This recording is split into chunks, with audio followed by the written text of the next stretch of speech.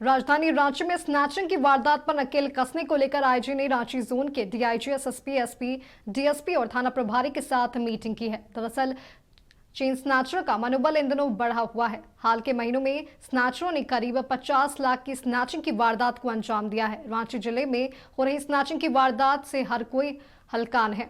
वहीं महिलाओं के साथ अब पुरुष भी स्नैचरों के निशाने पर है। रांची जोन के आईजी अखिलेश झा ने कहा कि स्नैचिंग केस के आईओ से इस मामले के केस के स्टेटस की जानकारी ली गई है।